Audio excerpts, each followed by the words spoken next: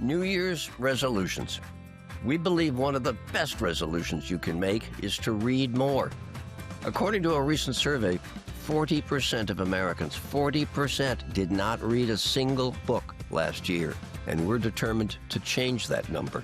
So we are now a few weeks into the new year, ready with some tips in case you've fallen off track to get your resolutions back in order. So let's talk about how to make reading fit seamlessly into your lifestyle. And if you think you don't have time to read, think again. We spoke to a New Jersey mom of two and full-time teacher, Allie Welch, and she read over 200 books last year.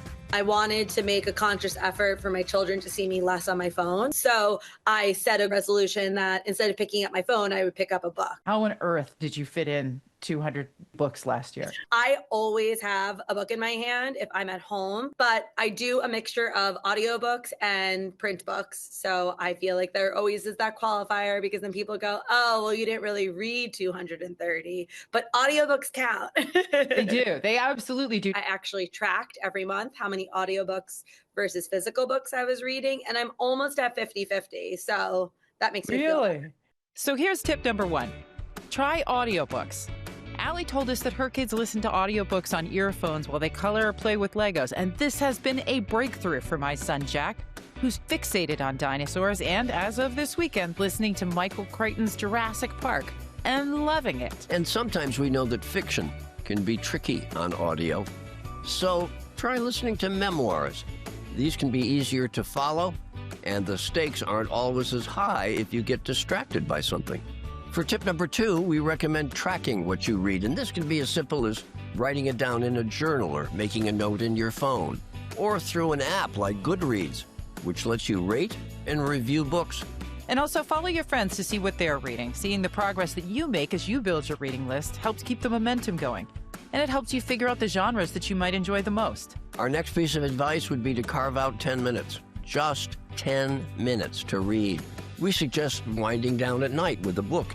Tip number four, budgeting for books can be expensive, but there's great ways to get a book in your hands without breaking the bank. There's, of course, the library, but there are also little free libraries all across the country where stewards share books for the taking. I'm one of them. And if you're lucky, you might even find a GMA book club pick in there.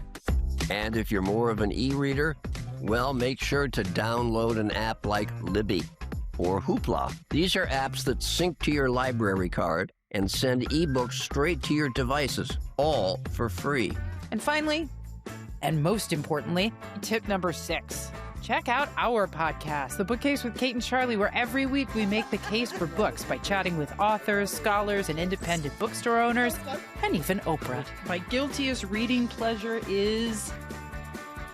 Oh, staying in my pajamas all day long and just languishing inside a good novel. This is a great place to find suggestions on what to read, especially if you're in a reading rut or you don't know where to start.